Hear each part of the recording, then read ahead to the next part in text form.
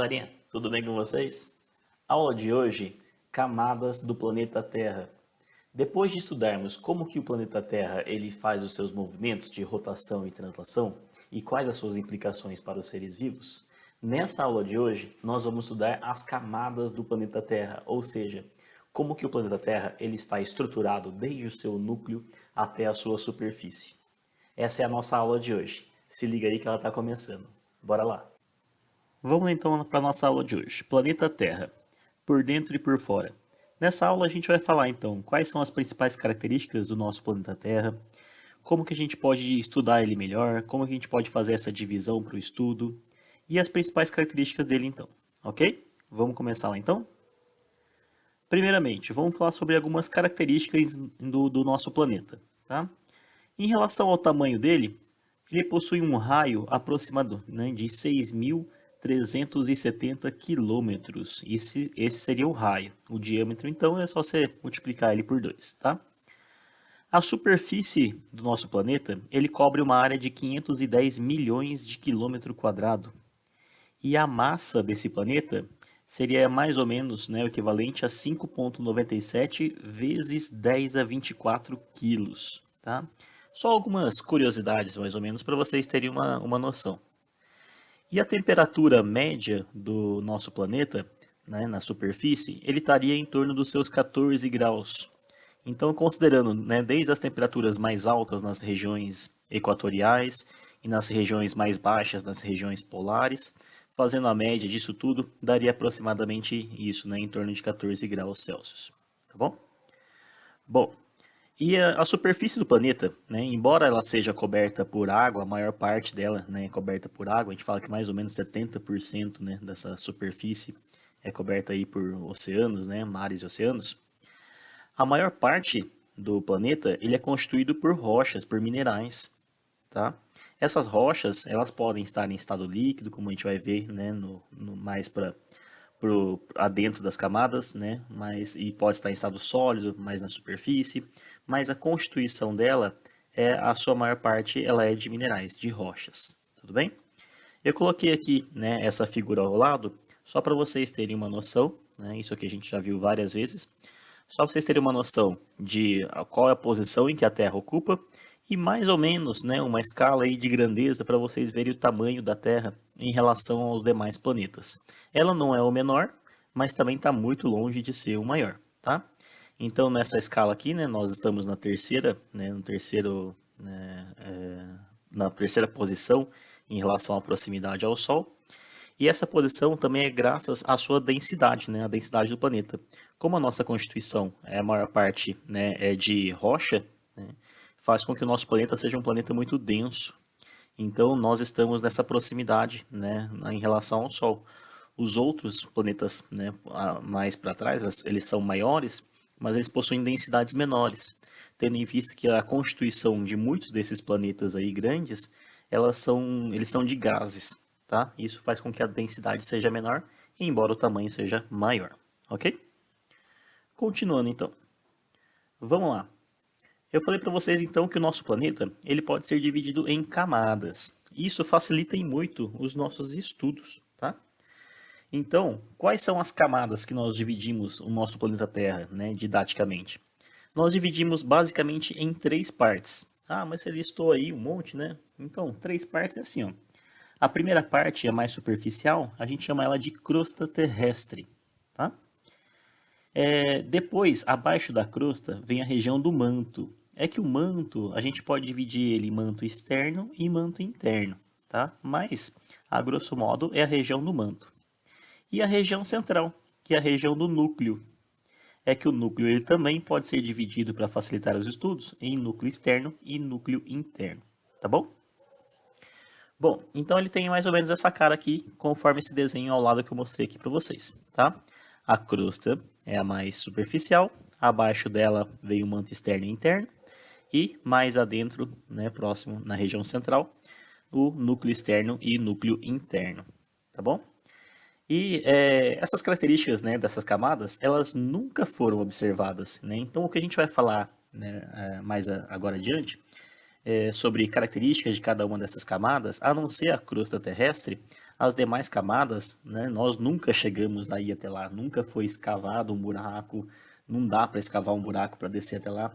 Então como que a gente sabe todas essas, né, essas características, propriedades? Através de cálculos matemáticos. Tá? Então tudo isso é deduzido por cálculos matemáticos, né, e chega-se com precisão aos resultados. Tá bom? Nessa figura ao lado, vocês podem estar se perguntando o que são essas descontinuidades, né? Chamada de descontinuidade M, né, de Mohorovicic, tá? E a descontinuidade de Gutenberg. Essa descontinuidade é uma fina camada de transição entre, né, a de Mohorovicic, que é entre a região, né, dessa região mais superficial do manto, tá? E a descontinuidade de Gutenberg é uma descontinuidade mais profunda, né, que divide a região do manto com o núcleo, tá? Então, são duas regiões, né, mais finas, mais delgadas, em que elas estão ali, né, na fronteira entre essas camadas que eu falei para vocês, ok? Só por uma questão de curiosidade, mas a gente não vai comentar nada sobre elas aqui nessa aula. Bom, falando especificamente sobre a primeira camada, então, que é a da crosta terrestre, tá? A crosta terrestre, então, ela é a camada mais superficial. Ela é a camada que envolve, né, que está por fora ali do nosso planeta.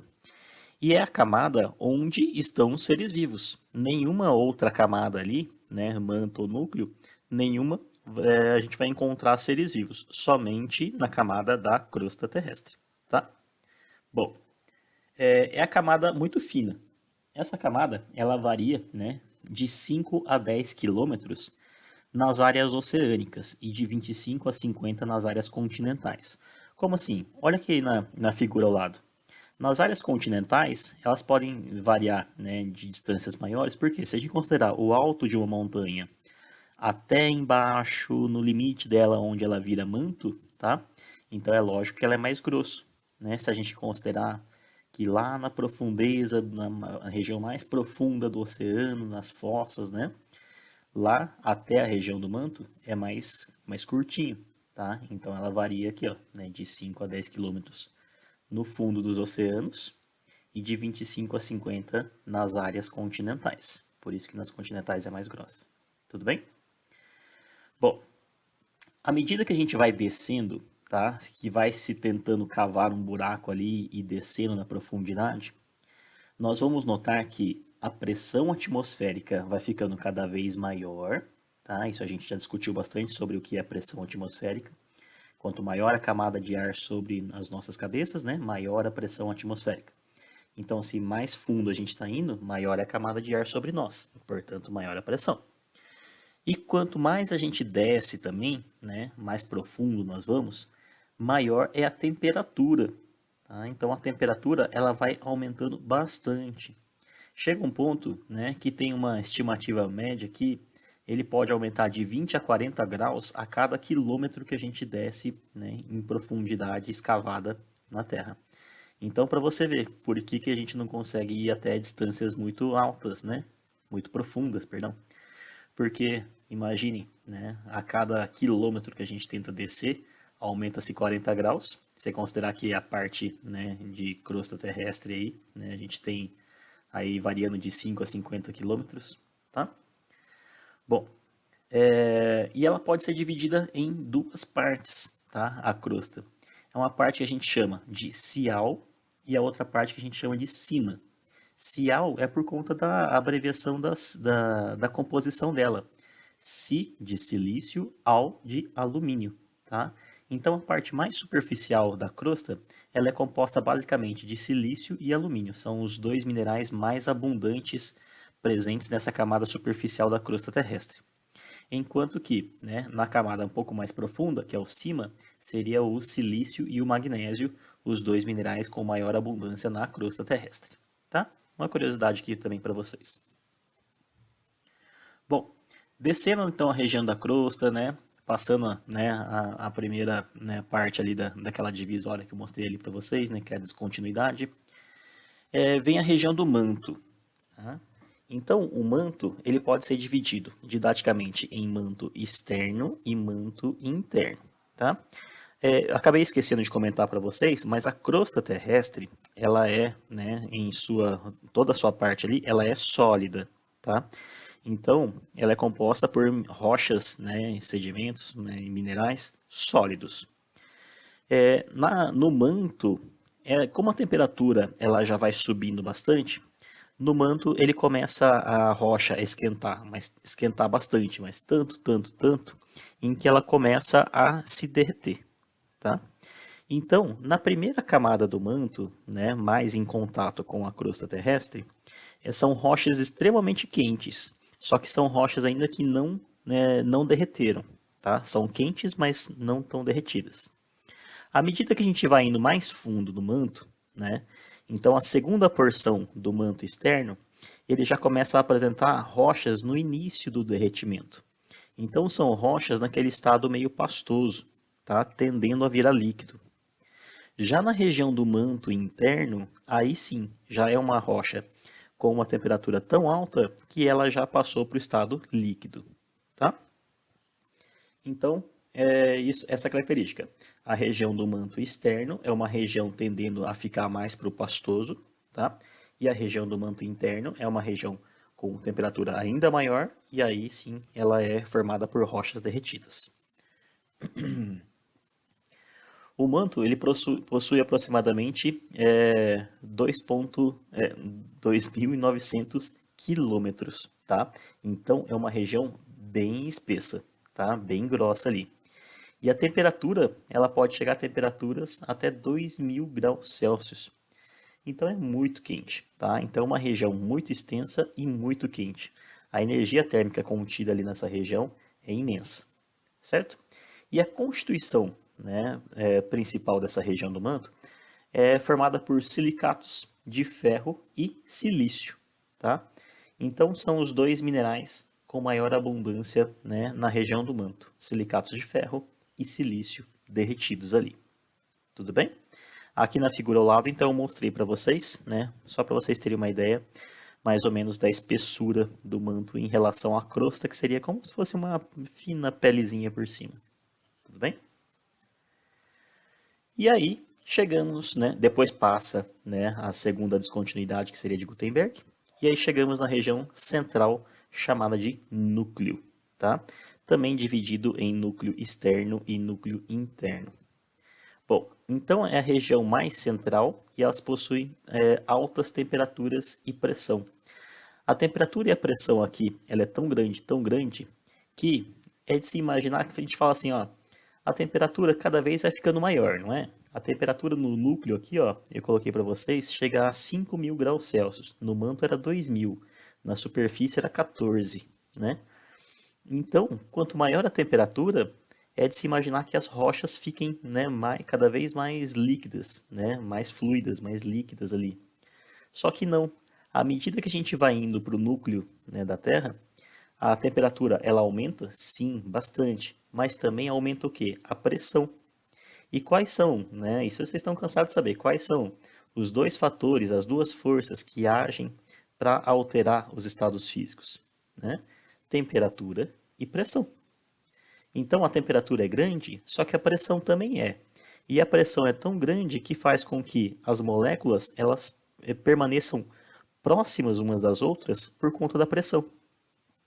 E vocês sabem que quanto mais próximas estão as moléculas umas das outras, o estado físico delas tende a ir para o estado sólido, tá?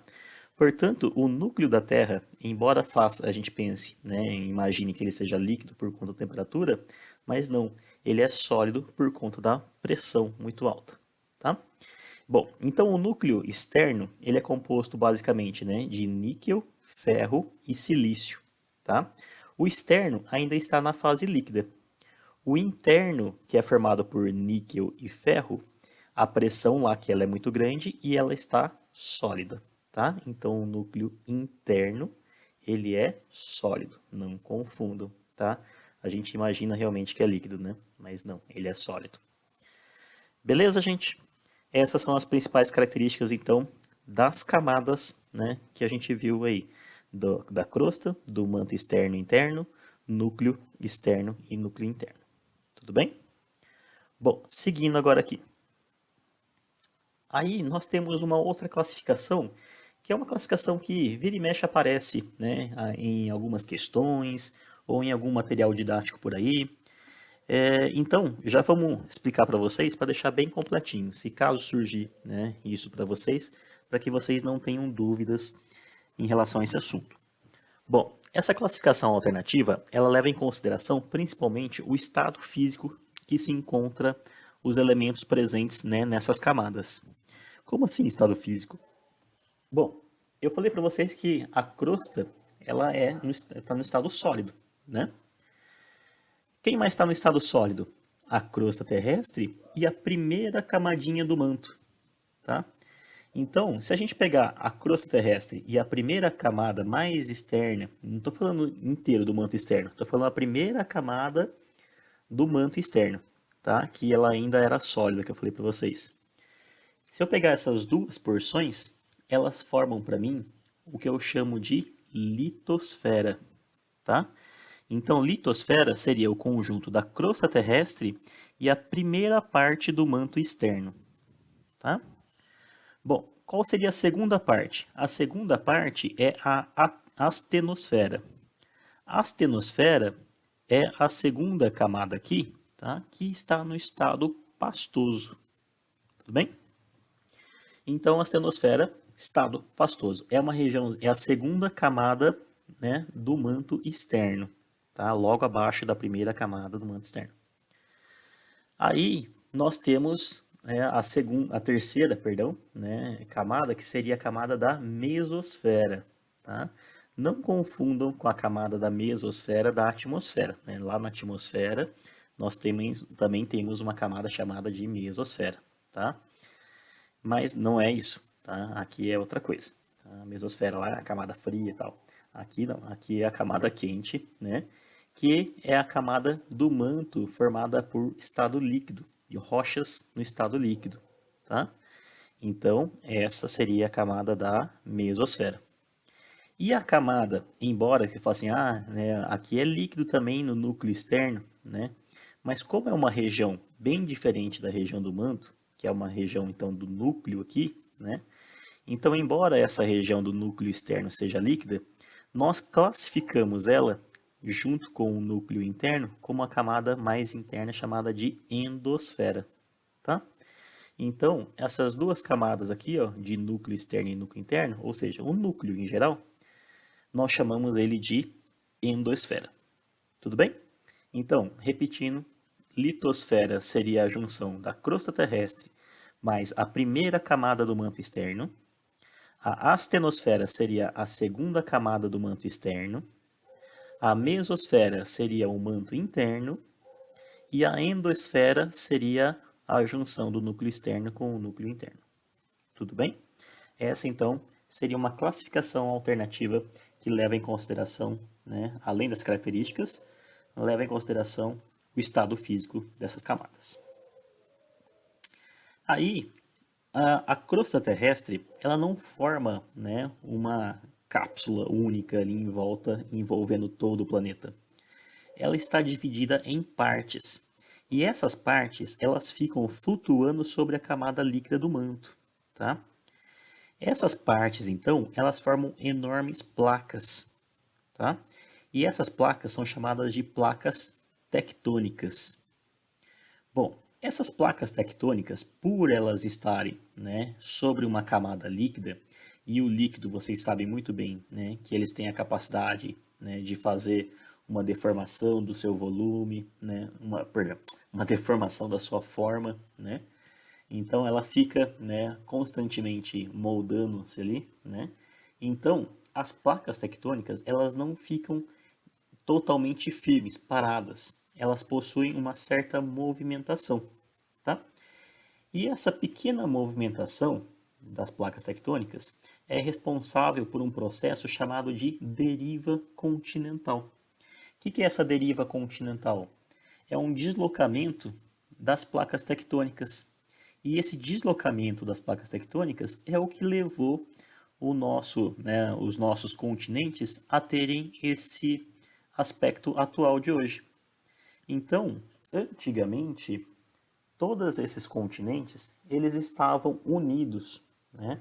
Lá na Terra primitiva, esses continentes, eles tinham uma outra configuração, que nós já vamos ver ali na foto, tá? E, à medida que passaram-se milhares e milhares de anos, gradualmente, de muito pouquinho em pouquinho, essas placas tectônicas foram se movendo e os continentes foram se separando e tem hoje a atual configuração que é, tá bom? Mas eles nunca, eles não, nem sempre foram assim. Bom, então entendidos, né? O que é placa tectônica e o que é o processo de deriva continental. Continuando então. Então, lá na Terra primitiva, tá? Antes de se iniciar esse processo de deriva continental para a formação desses continentes, nós tínhamos um único supercontinente, ou seja, toda a parte, né, que estava do continente que estava então para fora, né, dos oceanos, que estava para fora, né, não estava coberto por água, formava tudo um continente só. Esse supercontinente chamava-se Pangeia, tá? Consequentemente, se a gente tinha um supercontinente, fora desse continente nós íamos ter o quê? Um superoceano, né? Então nós tínhamos um único continente, também ia termos um único oceano. Esse oceano então chamava-se Pantalassa, tá? Ele dava inteiro a volta aqui, tá? Então, Pangeia e Pantalassa. Isso, só para vocês terem uma ideia, era ali, né? Aproximadamente de 200 a 500 milhões de anos atrás, então há muito tempo, tá? Então, esse processo aqui era como que era a Terra primitiva. Aí, o que aconteceu? Aconteceu que, pelo processo de deriva continental, os continentes lentamente, ano após ano, começaram-se a migrar, a partir, né, em distância um do outro, até a formação dos continentes atuais, tá bom? Vamos prosseguir aqui, ó. Então, o processo de deriva continental, gradualmente ele começou a fazer isso aqui, ó, tá? Da Pangeia que existia antes, os continentes foram se separando. Olha o encaixe aqui, ó, aqui da costa do Brasil, né? Litoral do Brasil, com o litoral da África, tá? Como eles se encaixam perfeitamente aqui entre si. E aí, ó, eles continuaram se separando. A América do Norte, ela estava unida aqui, ó, tá? Depois ela que foi, né, unida pelo estreito aqui. Mas, né, nessa época, eles estavam todos juntos. E aí começou a se separar. Aqui é a Europa e a Ásia, aqui a África, a América do Sul, a América do Norte, Oceania aqui, ó a Índia, onde estava, tá? Depois, eles foram se separando, formando a Laurásia e a Gondwana, tá? Então, separou-se em dois continentes aqui. Depois, né, ele foi indo, esses continentes foram migrando, formando ligações aqui entre, né, as partes, e chegou-se na atual configuração que nós temos hoje do mundo moderno. Tá? Vou voltar rapidinho os slides, só para vocês... Opa, voltar, falei, né? Só para vocês verem como que está a atual distribuição de novo dessas placas tectônicas. Olha como nós aqui no Brasil, ó, estamos bem no centro dessa enorme placa que nós temos aqui, ó, chamada de placa sul-americana, tá? Então, o Brasil fica no centro da placa sul-americana. E se vocês olharem bem, ó, onde estão as regiões, essas setas vermelhas indicam o movimento. Então, a placa, né, sul-americana, ela está indo em direção a essa outra placa aqui, tá? E vocês olham que no ponto de encontro dessas placas são regiões em que tem uma grande instabilidade nesse ponto, tá? Então são regiões em que tem cadeias de montanhas muito grandes, tem formações de vulcões nessas regiões, tá?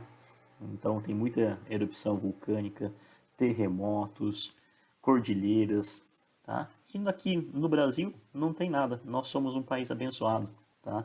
Porque estamos bem no centro da placa, portanto aqui raramente escuta-se falar alguma coisa sobre abalos sísmicos, não temos vulcões, tá? Então é uma região de calmaria realmente para nós, tá bom? Prosseguindo então. Galerinha, desse ponto aqui, né, como que a gente sabe exatamente que, né, deixa eu voltar aqui de novo, como a gente sabe realmente que a América do Sul, né, aqui ó, o Brasil, ele já esteve conectado com a África? Como que a gente pode ter certeza disso? Se a gente parar para analisar, né, Toda a região aqui, nesse ponto que era antes, era um encontro entre os dois continentes, eles apresentavam, antigamente quando eles estavam unidos, uma fauna e uma flora em comum, né? Então tudo aqui, como estavam ligados, era a mesma coisa. Tinham animais, vegetais, tudo em comum aqui entre eles, tá? Assim como todas essas regiões de encontro. Então, se a gente conseguisse, né, analisar o que sobrou, né, de animais e vegetais dessa região e comparar com essa outra daqui, e se a gente encontrar semelhanças entre elas, então é possível afirmar que esses dois continentes estiveram conectados há milhares de anos atrás, tá? Então, foi isso que foi feito com os estudos dos fósseis. O que são fósseis? Nada mais são do que resquícios de seres vivos do passado, tá? Que foram obtidos através de um processo de fossilização. Existem vários processos de fossilização que eu listei aqui embaixo, tá? Mas, estudando esses fósseis, é possível o quê? É possível que a gente saiba, né, a história do passado. Então, os fósseis contam para a gente o que aconteceu no passado. Analisando os fósseis encontrados, então, né, de vegetais e animais na costa ali do Brasil, nós percebemos que havia uma grande semelhança com os fósseis encontrados na costa africana, né, levando a crer que esses continentes eles estavam ligados, né, bem anteriormente, certo? Desculpa o latido aí, meu cachorro está descontrolado hoje. Bom, esses fósseis aqui, então, eles são obtidos através de processos de fossilização, tá? Então, nós temos aqui, eu listei para vocês 4 processos de fossilização, só para vocês terem uma ideia de como isso acontece. A fossilização por impressão. O que é impressão? É imprimir. É deixar preservado o vestígio, né, da marca de seres vivos. Então, eles deixaram alguns vestígios aqui para gente em marcas, tá? Moldagem. Impressão por moldagem é quando o formato do ser vivo inteiro ele é preservado. Ah, não é a mesma coisa que impressão? Não, a impressão é uma marca que ele deixou. Uma pegada, né, uma marca que ele tenha passado por ali, um pedaço de um corpo que tenha preservado a marca que ele fez, tá? Aqui a moldagem não. A moldagem é o formato inteiro do corpo, né, desse indivíduo. Processo por mumificação, tá? Mumificação de múmias, né? A gente fica lembrando de múmias pelo nome. É mais ou menos isso, tá? É que mumificação, ele é um processo, né, que ele foi feito de forma artificial. O homem inventou isso e fez, né? Mas a mumificação como fóssil, ela é um processo feita naturalmente. Como que ele pode ser então uma mumificação natural? Por exemplo, por congelamento. Então, animais que habitaram regiões muito frias, que pelo processo de glaciação acabaram congelando, né, o animal ali, ele foi preservado, restos biológicos, né, foram preservados. E outros processos de fossilização por mumificação, aquela substância com âmbar, né, quando tem aquela da árvore ali, né, que vocês assistiram em Jurassic Park lá, o âmbar, né, a seiva da árvore, ela cobriu um determinado inseto e acabou fossilizando ele lá dentro, preservando ele lá, tá? Então, isso também é um processo por mumificação. E talvez o processo mais conhecido por nós é o processo de mineralização, em que ocorre aquelas escavações, né? Que o pessoal fala, achei um osso de dinossauro. Galerinha, osso de dinossauro, aquilo não é osso há milhões de anos já, tá? Por quê? A mineralização, o que ela faz? Ela substitui a matéria orgânica em toda aquela parte de osso, né? Que tinham células ósseas ali, elas foram substituídas por minerais. Então aquilo já não é mais osso, tá? Então se você vê um filme, né, um desenho, quer dizer, em que um cachorro vai lá e pega o osso de um fóssil no museu lá e sai querer comer, aquilo, né? Você sabe que nunca vai acontecer, porque aquilo já não é mais osso há muito tempo. Aquilo lá é um mineral, aquilo já virou rocha, né? Então, esse processo de mineralização, né, talvez é um dos mais conhecidos, mais divulgados por aí, né? Ele faz então um formato tridimensional né, de partes mais duras ali, tá bom? Bom, Coloquei aqui a foto para vocês, só para vocês, né, ilustrar esses processos de fossilização. Esse daqui, ó, né, que parece o esqueleto certinho, é um processo de fossilização por mineralização, tá? Então é um mineral. Esse processo aqui, ó, né, isso aqui foi um filhotezinho de mamute encontrado congelado, tá? Então esse é um processo de mumificação por congelamento. Coloquei aqui a foto, né, do mosquitinho lá do Jurassic Park, preservado em âmbar, né, uma substância produzida por árvores, e ele também é um processo de mumificação, tá bom? Aqui seria um processo por, né, impressão e um processo por moldagem, tá bom? Entendidos? Para a gente, né, ir caminhando para a parte final da aula, vamos falar somente da composição agora das rochas que nós encontramos na parte da crosta terrestre, tá? Galerinha, as rochas, elas então são formadas, né, por minerais e elas são classificadas de 3 formas, tá? São classificadas como magmáticas, sedimentares e metamórficas. O que são essas 3 tipos aqui? As magmáticas, ou então pode chamar de ígneas, elas são formadas através da solidificação do magma, né? O que é o magma? São aquelas rochas derretidas nas regiões mais profundas ali, né? Na região do manto, tá? Então, aquele manto, quando ele sai para a crosta, né? Através de erupções vulcânicas, derramamentos, né? Essa rocha que estava em estado líquido, ao entrar em contato com o ar e se resfriar, elas viram sólidas e formam rochas magmáticas, tá? Exemplo típico de rochas magmáticas é o basalto, são as rochas mais escuras, tá bom? Então aqui, ó, basalto, aquelas rochas bem pretonas, escuronas, né, que tem um aspecto mais liso, são rochas magmáticas. Nós temos rochas sedimentares. O que são rochas sedimentares? São aquelas rochas que, né, provavelmente elas sofreram um processo de desgaste, né, as rochas foram se desgastando, viraram mais, né, foram se sedimentando, tá? E aí, por um processo, né, de um aumento de temperatura desses sedimentos e um aumento de pressão, eles foram se juntando e formaram uma rocha, tá? Então, pequenos, né, finos minerais foram se depositando ao longo dos anos, foram, né, com o aumento de temperatura e pressão, eles foram se solidificando e aí viraram uma rocha. Elas foram formadas através desse processo, então, de sedimentação. São rochas que, né, se você pegar ela e bater, esfregar, passar ela no chão mais áspero, mais duro, né, elas vão se esfarelando com maior facilidade, tá? Um exemplo clássico de rochas sedimentares é uma rocha chamada de arenito, tá? Ela forma até esses frisos aqui, ó, que são camadas que ao longo dos anos elas foram se depositando em condições diferentes. E por último, nós temos as rochas metamórficas. O que é uma rocha metamórfica? É uma rocha que, devido a altas temperaturas e alta pressão, elas começaram a sofrer um processo de transformação, de metamorfose. Então elas foram se transformando em rochas, né, mais cristalizadas, com maior dureza.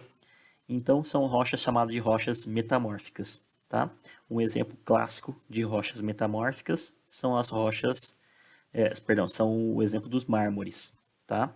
Então pode ser que uma rocha sedimentar, por exemplo, por um processo de aumento de temperatura e pressão, ela começou a se transformar, né, em um outro tipo de rocha, rocha metamórfica, então, ok? Então eu ilustrei aqui para vocês, ó, com 3 fotinhas, um basalto, um arenito e um mármore, tá? E aí, esse processo, né, de desgaste das rochas, ao longo do tempo, essas rochas vão se desgastando, tá? Desgastando assim, né, por processos físicos, químicos ou biológicos. E o desgaste dessas rochas foram fragmentando ela em pedaços cada vez menores, fragmentos pequenininhos, até virar, né, pequenos grãozinhos. E isso, ao longo de milhares de anos, foi formando o nosso solo. Então, o nosso solo que nós temos hoje, de terra, de areia, de argila, tudo isso antes, ela era uma rocha, né, intacta antes, que a gente chamava de rocha-mãe. Com o passar dos milhares de anos e os desgastes que ela foram sofrendo, ela foi se fragmentando, virando pedaços pequenos, né, pozinho, e tudo isso foi formando os nossos solos que nós temos hoje, tá? Então, esse processo de formação de solo através do desgaste das rochas, ela é chamada de intemperismo. E o intemperismo, ele pode ser de 3 tipos. O intemperismo físico, que é causado por agentes físicos, né, como temperatura, né, tem um choque térmico muito grande. Ele é, então, chamado de intemperismo físico, tá? Uma característica do intemperismo físico é que ele só quebra em pedaços pequenos, ele não tem mudança na composição química, tá? Ele só muda o tamanho dele, virando, né, cada vez fragmentos menores. Então, eu coloquei aqui exemplos de intemperismos físicos. Temperatura, pressão, vento, umidade, infiltração de água, tá? E entre outras coisas. Bom, partindo aqui, intemperismo químico, tá? É o desgaste, então, das rochas causadas por reações químicas. Como assim reações químicas? Reações químicas dos minerais. Um mineral, por exemplo, ferro, né, rico em ferro, ele pode ir oxidando, enferrujando com o passar do tempo. Ele vai ficando mais frágil e ele vai se fragmentando, quebrando em pedaços menores, tá? Então ele pode ter reações químicas com gases da atmosfera, com água, tá? E isso vai alterando com o tempo a composição química, deixando ele mais frágil e fragmentando ao longo do tempo, tá? Então quando ocorre uma reação química e mudança na composição química dos minerais, é um intemperismo químico. E por fim, mas não menos importante, nós temos o intemperismo biológico, que ele é causado por, né, as rochas são desgastadas através da ação do homem. Como que o homem faz isso? Através de ações físicas ou químicas, né? Então ele faz um uso de intemperismo químico ou físico, mas ele é intermediado ou causado por algum ser vivo, tá? Então, se tem um ser vivo que está contribuindo por fragmentar a rocha em pedaços menores, é um intemperismo biológico, tá?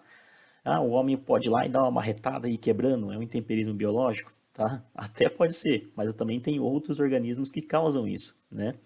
Como, por exemplo, raízes de plantas. Você sabe muito bem que tem alguma planta, né? Tem uma árvore na calçada da casa de vocês, a raiz da árvore ela vai crescendo e ela não vai rachando a calçada, né? Vai rachando o piso do quintal, vai rachando o asfalto. Então você sabe muito bem que essas raízes elas têm forças, elas vão crescendo com o tempo e elas vão fragmentando as rochas presentes ali no solo, tá? Também tem outros seres vivos menores, né, como alguns líquens, algas que ficam crescendo em rochas, podem ficar liberando substâncias que com o tempo ela vai alterando a composição química, deixando mais frágil e fragmentando, tá? Então, se é um processo de desgaste de rochas intermediadas por seres vivos, é um intemperismo biológico. Tudo bem, minha gente? Coloquei aqui então uma fotinha só para ilustrar para vocês, ó. Intemperismo físico, tá? A água se infiltrando aqui nas rochas, ó, causando sulcos e fragmentando ele aqui então em rochas menores.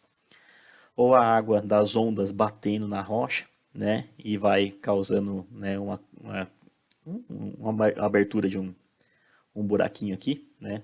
A história da água mole e pedra dura, tanto bate até que fura, tá aqui, ó, ilustrado para vocês. E aqui o intemperismo causado pelo atrito do vento nas rochas, tá? Isso aqui é típico uma rocha lá do Parque Estadual de Vila Velha, no Paraná, tá? Muito famoso, é o cálice. Certo? Intemperismo agora químico, né? Olha aqui, ó, né? O processo de oxidação dos minerais aqui, ó, vai enferrujando, tá? Muda a cor, muda a textura, deixa ali mais frágil e fragmentando. Olha só um outro tipo de intemperismo aqui, ó, né? Alterando a pigmentação aqui das rochas, deixando elas mais frágeis. Olha essa outra aqui, ó, que através dos anos de oxidação, como elas foram lascando e foram se soltando em pedaços menores, tá? Tudo isso é um intemperismo químico, tá? Mediado então por reações químicas. E aqui é o intemperismo biológico, tá? Ficou ruim essa foto, mas eu quis colocar aqui, ó, para mostrar, olha as raízes crescendo aqui, ó, e elas entrando no vãozinho, né, nas frestas aqui, e acabam fragmentando cada vez mais. Olha aqui em mais detalhe, ó. Ela vai penetrando nessas frestas aqui, ou elas mesmas vão causando essas frestas, né? e elas vão cada vez aumentando, fragmentando essa rocha em pedaços menores. Aqui é uma rocha coberta por líquens que ao longo de milhares e milhares de anos, elas também podem causar alterações químicas através dos organismos biológicos, né? Deixando a rocha mais frágil e fragmentando, tá? Causando um intemperismo. Belezinha, minha gente? Encerro então minha aula aqui, tá? Deixei aqui para vocês só para mostrar que tudo que acontece aqui no planeta Terra é de responsabilidade nossa e afeta a todos, tá? Então, se a gente que não quiser um planeta doente, como nós estamos vivendo uma pandemia aí, né?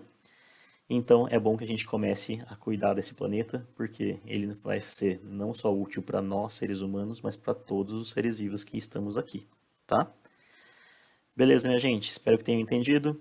Espero vocês também numa próxima aula. Forte abraço e até!